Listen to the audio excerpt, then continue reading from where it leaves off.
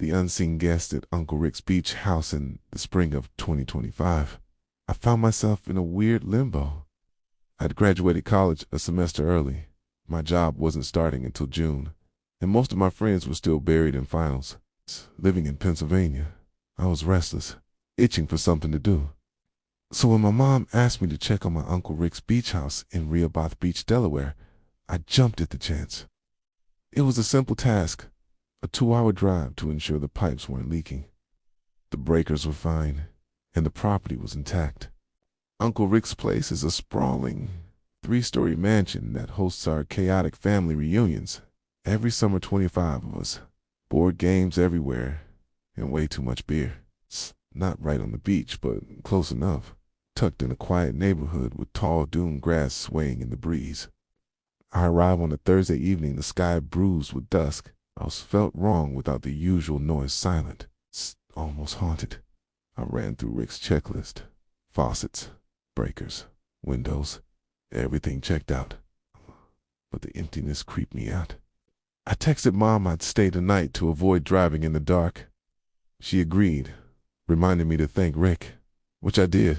After a quick dinner, I decided to treat myself to the master bedroom on the second floor, luxury with its plush king bed, its private bathroom, and massive walk-in closet. I crashed around midnight, the ocean's distant hum lulling me to sleep. Sometime later, a sharp thump from the closet jolted me awake. My heart hammered as I lay frozen, eyes locked on the closet door. I told myself it was nothing, just the house settling. But then another thump, softer, deliberate. My body wouldn't move, like I was trapped in a nightmare. I squinted, barely breathing, and watched in horror as the closet door creaked open. A shadowy figure stepped out, tall and silent, standing at the foot of my bed. For an agonizing 20 seconds, it just watched me. Then, without a sound, it turned and glided out. Its footsteps creaking up the stairs to the third floor. Terror pinned me to the bed.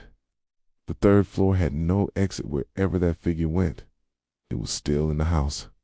Finally, I snapped out of it, grabbed my phone, and dialed 911, whispering about an intruder. I locked the bedroom door and waited, every second stretching into eternity.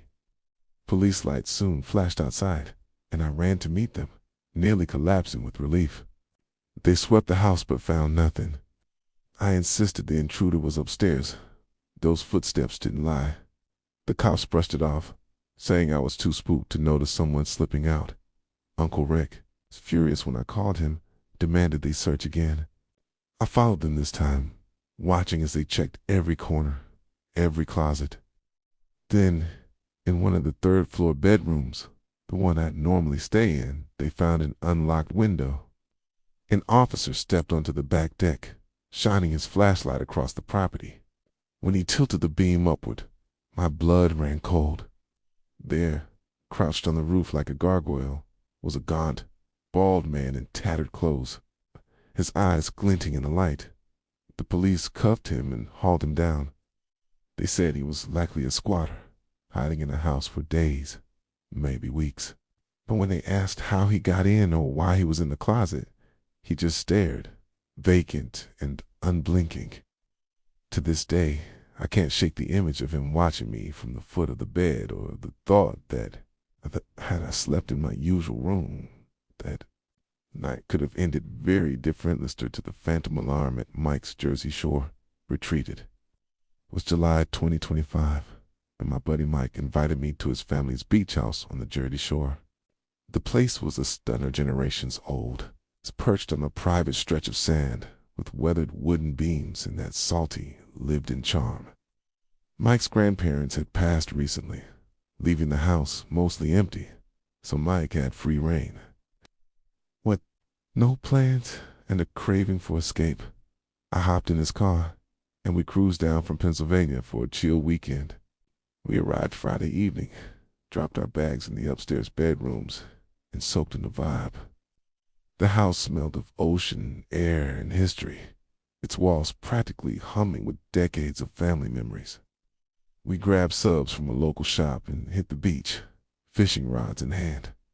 It wasn't about catching fish, just the rhythm of waves and the freedom of the shore. We even met two girls, chatted a bit, and swapped numbers before finding a quiet spot to fish under the stars. It was perfect. Saturday was lazy. A morning, run on a boardwalk, sun-soaked hours on the beach, and talks of hitting seaside bars that night. But we were too wiped to follow through, crashing early instead. Around 1 a.m., a piercing beep beep beep ripped me from sleep.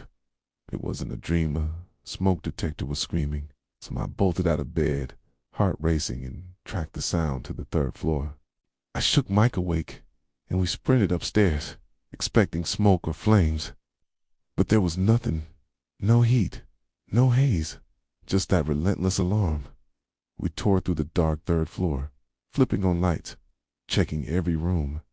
In one bedroom, under a pillow, I found the source. A sleek, black device, no bigger than a remote, with a blinking red light and a single switch. No labels, no buttons, just that eerie light. I flipped the switch, and the beeping stopped. Mike and I stared at each other, confused and unnerved. Neither of us had seen this thing before. It wasn't a smoke detector. So what was it? We tested it, flipping the switch again. The shrill beeping resumed, then stopped when I switched it off. That's when it hit us. This thing had to be activated manually. Someone had been here, in this room, tonight. Panic set in. Mike called the police while I barricaded the door. We waited, jumping at every creak, until the cops arrived.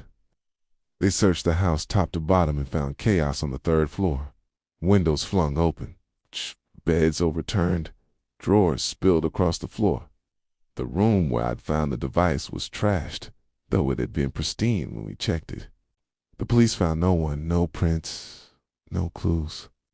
They told us to lock everything tight and call if anything else happened. We barely slept, leaving at dawn.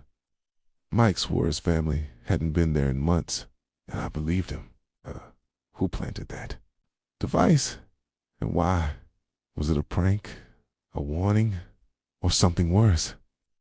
Even now, I wonder if whoever flipped that switch was still in the house, watching us from the shadows. Store 3,